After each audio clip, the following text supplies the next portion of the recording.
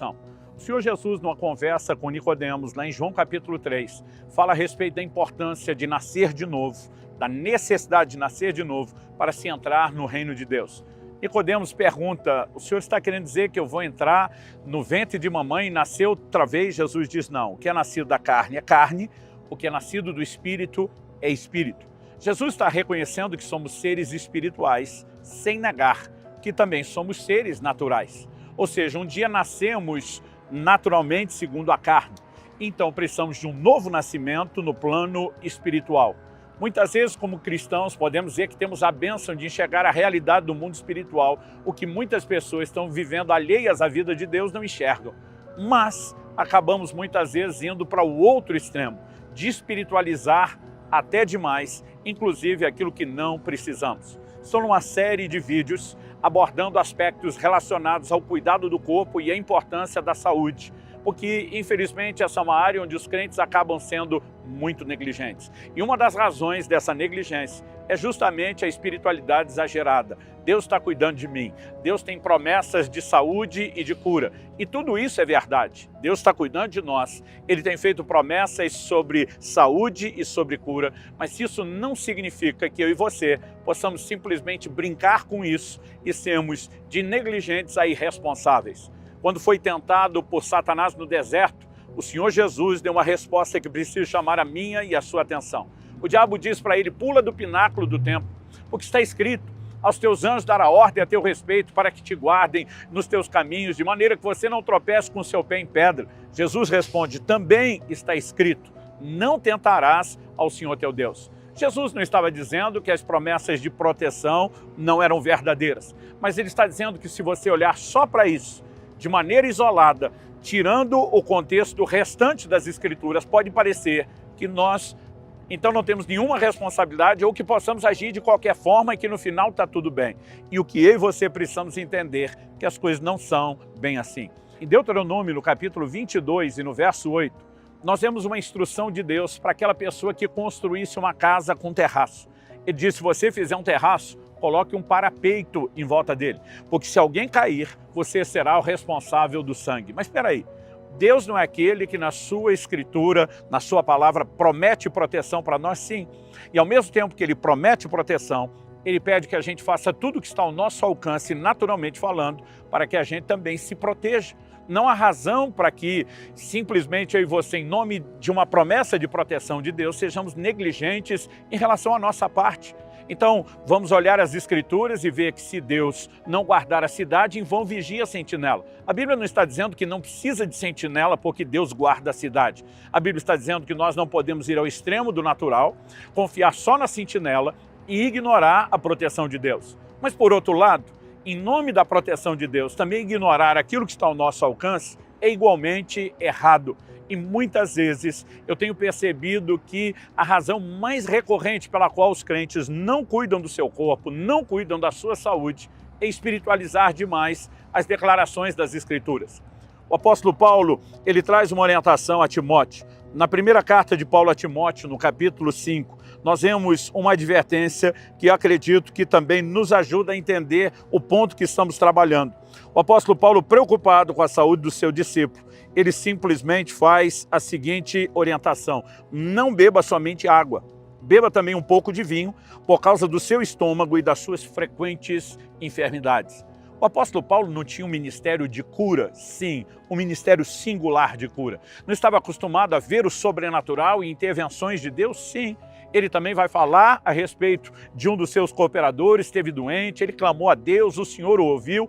Paulo nunca deixou de crer na parte espiritual da intervenção divina e de cura e saúde. Mas isso não significava que ele acreditava que a gente pode, então, simplesmente brincar com a maneira de se alimentar. Ele está dizendo para Timóteo, olha, o lugar onde você está, e muitos comentaristas acreditam que isso tinha a ver com a qualidade da água, está trazendo problema para o seu estômago, está gerando enfermidades frequentes. Então você pode ter cuidados naturais que são práticos e que vão te ajudar a poupar a sua saúde. Ou seja, de novo, nós voltamos ao assunto de não caminharmos numa visão distorcida. Eu trago essa advertência porque durante muitos anos eu fui vítima desse engano. Eu me lembro que por 3 situações distintas, Deus operou milagres de cura na minha coluna.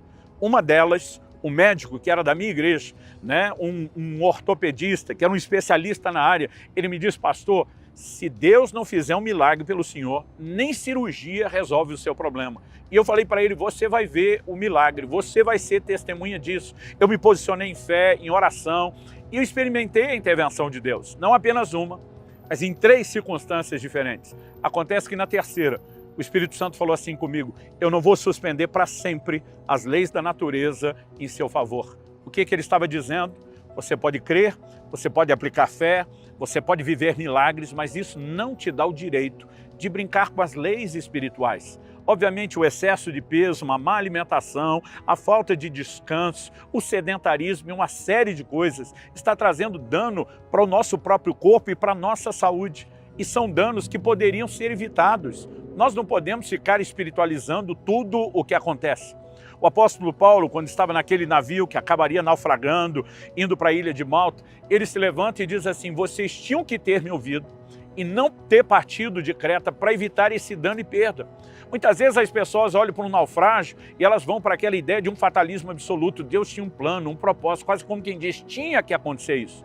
Em alguns momentos nós podemos até dizer que de fato há uma possibilidade de que Deus tenha determinado que algumas coisas aconteçam, mas acreditar a Ele a responsabilidade de todas as coisas, Paulo está dizendo: era só vocês terem me dado ouvido e a gente estaria nos poupando desse problema e de todo esse prejuízo. Tenho visto muita gente chegando à sua reta final de vida, os anos se aproximam da velhice, com uma saúde frágil, debilitada, e nós não podemos espiritualizar isso. Simplesmente houve falta de cuidado, houve falta de atenção. Quando eu olho para as Escrituras, eu percebo que ao longo de toda ela, nós vamos encontrando a repetição desses princípios.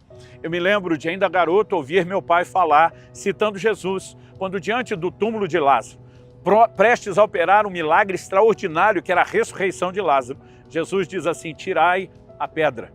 E eu lembro de papai dizendo: aquilo que só Deus pode fazer, nem adianta a gente tentar fazer, porque a gente não consegue e não podemos deixar de esperar que Ele faça aquilo que Ele pode fazer, que são milagres. Mas aquilo que está ao nosso alcance, Jesus não foi Ele tirar a pedra e nem ordenou que um anjo do céu fizesse isso, Ele simplesmente disse para as pessoas que estão ali: façam vocês.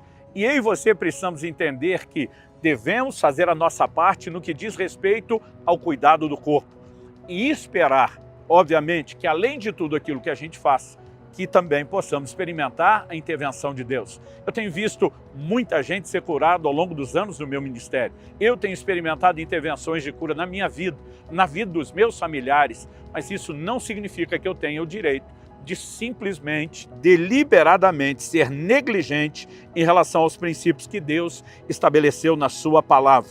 Quando olhamos para as Escrituras, essas advertências precisam tocar o meu e o seu coração. O apóstolo Paulo diz em 2 Coríntios 4,16, por isso não desanimamos, pelo contrário, mesmo que o nosso homem exterior se corrompa, contudo o nosso homem interior se renova de dia em dia. A renovação do homem interior, aquilo que vivemos no plano espiritual, não muda a realidade que o nosso corpo, do lado de fora, está se corrompendo, está se envelhecendo, né? É uma morte à prestação, num longo parcelamento, onde dia após dia o processo continua. Agora, nós podemos acelerar o dia da morte ou podemos postecipar, não apenas com princípios espirituais, de sermos ou não submissos ao Senhor, obedientes à sua palavra, cumprindo os seus princípios, mas algo que eu e você também precisamos perceber é que nós podemos fazer isso por meio de um cuidado, de atenção com aquilo que o nosso corpo precisa. Então, eu quero fazer um apelo ao seu coração, né? Que nenhum de nós ignore isso. Quando Adão estava lá no Éden, em perfeita comunhão com Deus, antes do pecado, suprido plenamente no nível espiritual, ainda assim Deus olha para ele e diz: não é bom que o homem esteja só.